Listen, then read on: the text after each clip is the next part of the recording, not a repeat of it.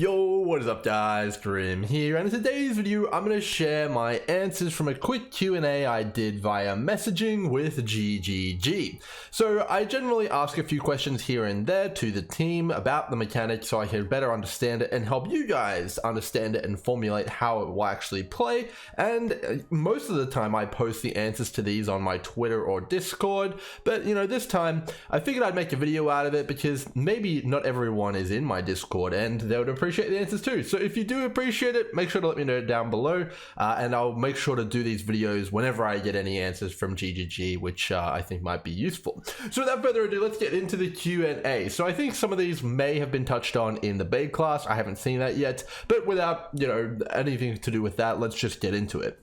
Okay, so the first question I asked is, if I take the singular focus keystone, which is essentially the 200% more favorite maps, but the ones that removes all the others, will it convert unique Guardian, Elder, and Sirus maps that are not my favorite into currency?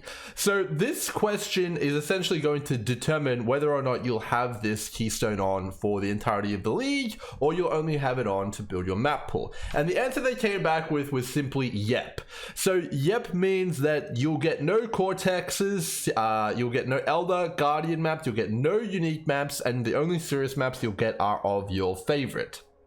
Now, overall, this has massive implications because now suddenly I don't want to touch that keystone really for the most part because I'm not going to get pretty much any of the Guardian maps that I'm used to. Now, I'm not sure if invitations, like screaming invitations and stuff like that, are considered maps. That would be a disaster. But overall, I think it's enough just on not getting the Guardians and stuff like that, that you wouldn't take this except for in very specific situations. And those situations, I think, are as follows. So at the start of the league, you have very limited favorite slots, and in general, you have a pretty limited map pool. And, you know, that can be an issue if you want to get into your end game mapping strategy, and you could theoretically take singular focus while trying to build up your first 20 or 30 maps, and then, you know, unspec it later on once you're sustaining those maps and once you have an inundation of your favorite and you've got all your favorite slots unlocked. I think that's probably how most people are going to use it, and overall I think that probably will be you know, the best way as well. Now, there is a alternative way, and that is to basically forego getting cortex and synthesized maps and all sorts of stuff like that and just be like, screw it, I don't care about that stuff. I am just going to make all my money off the massive amount of favorite maps that I'm getting here and selling to other players, which I was going to do for my Atlas strategy, and I may still do that. However, it is going to be a real decision. You'll have to do the math on whether or not selling, you know, atolls or core maps to players who want those in bulk is better than just getting Guardian maps, which are guaranteed to sell, or cortexes or synthesis maps. So it's definitely a pretty interesting keystone. It definitely has pretty big upside, and it will definitely be used, but it's just a matter of how much it'll be used in the very end game. Next question, can Sentinels that are not depleted be combined using power cores? So overall, this is a pretty big one. If they couldn't be combined using power cores, then the league would be incredibly clunky. You'd have people going into blood aqueducts to try and run down the charges so that they can make combinations. But in this scenario, you will have a very, very ideal scenario. So if you are inundated with Sentinels, you can just use your power cores to combine them up to make some better ones, which are more worth your while to run. But it also opens up the avenue of using one of the specific power cores, which rerolls the modifiers on the resulting Sentinel more aggressively, you know, as a strategy to acquire better Sentinels. So picture a world in which you've run all your good Sentinels and you have a bunch of Sentinels, but none of them really have any good modifiers on them. Like, you know, there's none with loot tiles, there's none which have really anything interesting, and you want to reroll all of the modifiers. Well, you can just use the power core, which will randomize the modifiers on the resulting thing without having to run those Sentinels, and that will be something that people will likely do. I imagine that, you know, mass manufacturing more powerful Sentinels is now going to be a valid strategy, and is going to be one that everyone will be doing. That's a great answer there. Next up, is the loot multiplier applied by Sentinels, that's the empowerment, an additive increase to loot or a more multiplier? So this essentially is going to, would have dictated just how powerful it will be in the end game. You know, when you're doing stuff like magic finding or stuff like that Empyrean groups kind of does, this is basically a question which you would absolutely want to know. An additive increase would essentially make the empowerment as good on white monsters as it is on rare monsters, but a more multiplier essentially stacks with everything and just gets really, really out of control very quickly. And the answer to this is, not sure I can give the specifics on this, but it works similarly to Delirium rewards. So Delirium rewards are definitely a more multiplier to the rewards of the map. So it is a more multiplier pretty much. I'm not entirely I don't specifically know how Delirium works, but it's fair to say that it is a more multiplier and it's one of the best magic finding tools in the game. So I think it's fair to say that Sentinel will also go hand in hand with Delirium as one of the most powerful magic find methods in the game. So if you're a magic finder, rejoice! Sentinels will be completely crazy, as expected, and I think that's a pretty good one. Alright, next one is a little bit of a lengthy one. In regards to loot icon rewards, is there a difference in chance you will gain 1 through Sentinel between normal, magic, rare, and unique monsters? Essentially what I'm asking here is, if you empower a normal monster, does it have the same chance of getting a loot reward on its head as empowering, for example, a unique monster? And I wanted to understand, you know, if you should hold your Sentinels in reserve for empowering a boss, or just blow them all on rare mobs, or in the case of the Stalker Sentinel on white mobs. Now the answer to this is pretty interesting. I wasn't expecting it. So the answer is yes, there's a varying chance for icons based on which type of Sentinel you're using, as well as the rarity of the monster you empowered. So that's part one of the answer.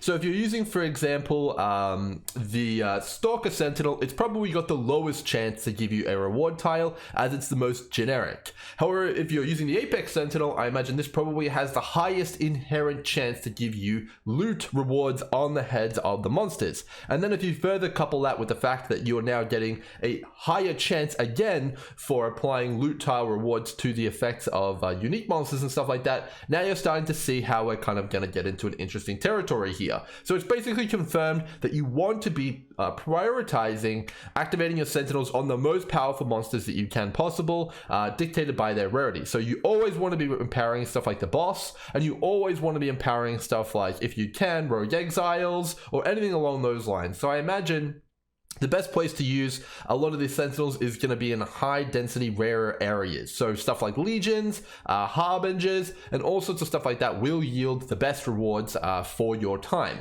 And it's also going to make testing this an absolute nightmare, because you're going to get varying results depending on how effectively and how skillfully you use your Sentinels. If someone just uses them every time on white monsters, they're going to get far less rewards than a player using them on rare and unique monsters. It also adds massive value to bosses which are in multiples. So for example, City Square has 3 times the unique bosses. So overall, you'll get 3 times the benefit and 3 times the unique mobs guaranteed from your Sentinels. So it's pretty interesting there, but that's just part one of the answer.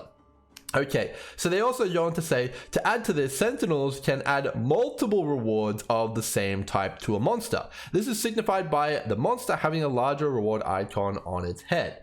So overall, this essentially means that the actual chance to apply a reward can exceed 100%. So you could, for example, apply like 4 different unique rewards to a boss and get 4 uniques then. And this is probably going to make particular sense in the case of the unique Sentinel, which applies like 30 currency rewards to a boss. But overall, this just essentially means that there's very few limiting factors on how rewarding Sentinel can be. So the actual multiplier of the loot is a more multiplier similar to Delirium, and the loot tiles themselves aren't capped out at 1 per monster. So that's pretty crazy. And it could also mean that you could empower multiple monsters with different Sentinels, but I'm not entirely sure. Mechanically, it should work, but we'll have to see how it ends up working out. Overall, it's great that the mechanic isn't capped, and it's a big win for players who play solo, as you'll be getting the most of your rewards from the loot tiles, I imagine, whereas the magic finding side of things is probably going to be valuing their empowerment. And we also do know that higher empowerment gives you a higher chance at getting base loot tile rewards on the monsters as well. So that's pretty crazy, and I'm definitely already getting pretty excited at the prospects of everything that might be going on with getting really good Sentinels and all of these loot tiles in your map. It's going to be pretty crazy. Alright, next up and lastly, it's going back to the Atlas, is the base chance for the following additional content. 40%. So the following content I asked about is Essence, Strongbox, and Domination. Essentially, the mechanics which shouldn't be an 8% fixed chance. We never knew really how high it is. Some people theorized it's 40%, but the answer here is actually pretty interesting. So the answer goes on to say this is complicated because you get multiple shines, essences, and Strongbox spawning naturally in an area. So there are multiple chances for the content to generate. So basically what I'm gathering from this is there's multiple different chances for, like, for example, 1 Strongbox to spawn will be an X% chance, 2, 3, and then 4, and they'll all have individual chances of happening. Now, what's interesting though is the reason I asked this question is because of the stream of consciousness keystone. I wanted to essentially understand like how many Strongboxes I could be expect to be getting in my map, and you know how overall how many things like essences and stuff like that. But that's actually not exactly how it works. So if you have 100% additional chance to get an essence from the new notables and the keystone and like small passives on the tree, you're not guaranteed, it seems, to get an additional essence. You're probably guaranteed to get one, but you also could be getting even more than that. It's not cut and dry. So essentially what this means is that overall the chance to spawn essence, Strongbox, and Domination is actually even better than the static 8%, because you've got multiple chances which are all getting multiplied by that 50% from stream of consciousness, and overall I think it's pretty exciting. Now, we don't know exactly how flat chance to spawn essences interacts with the other instances to spawn those essences, for example. So if I have 5% increased chance to get an essence, does that increase my chance to get 4 essences, or is it just to get 1 additional essence? I'm not entirely sure, but it should be pretty interesting to see how this plays out. I think overall this answer actually increases the power of stream of consciousness quite significantly, because it's modifying the base amount. It's going to essentially give you a higher chance at getting even more crazy outcomes, which is pretty damn good. And that means there's no diminishing returns on the essence and domination and all sorts of stuff like that either, which is pretty damn great. So I hope you guys enjoyed this short Q&A, and there's a little bit of a discussion about the answers. If you want to see more of them, again, as I get answers and ask questions, definitely let me know, as I think they're pretty easy to make. But until next time, hope you guys enjoyed. Cheers.